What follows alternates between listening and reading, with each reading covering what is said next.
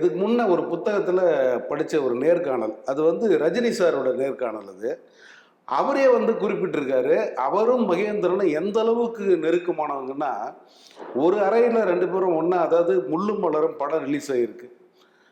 படத்துக்கு என்ன ரிசல்ட்டுன்னு தெரியல, ரிலீஸ் ஆகிடுச்சு ஆனால் ரிசல்ட்டு தெரியல. அந்த ப்ரொடியூசர் புலம்பிக்கிட்டே இருக்காரு, என்ன படம் என்னாச்சோ அப்படின்னு கவலையில் இருக்காங்க. கவலையில் ரெண்டு பேரும் வந்து ஒரு அறையில் வந்து தங்கி இருக்காங்க. அப்போ படத்தை பற்றி பாசிட்டிவ் டாக் வர ஆரம்பிக்குது. இரவுக்குள்ள வந்து படம் மிகப்பெரிய வெற்றி அப்படின்னு அவங்களுக்கு செய்தி வந்துடுது. அந்த இரவு முழுக்க விடிய விடிய வந்து அவங்க அந்த குடிச்சிட்டு வந்து அந்த வெற்றியை வந்து அவங்க கொண்டாடி இருக்காங்க. ஒருத்தருக்கு ஒருத்தர் அடிச்சுக்கிட்டு விளையாடிக்கிட்டு அப்படி வந்து நாங்கள் அதை செலிப்ரேட் பண்ணேன்னு ரஜினி சார் வந்து சொல்லிப்பார். அந்த அளவுக்கு வந்து அவங்க ரொம்ப ரொம்ப நெருங்கிய நண்பர்கள். ரஜினி மகேந்திரன் எப்படி, அப்படி ரஜினி மகேந்திரன் இளையராஜா அவங்க எல்லாருமே வந்து அப்படி இருந்திருக்காங்க. தாய் மூகாம்பிகை படம் வரைக்கும்.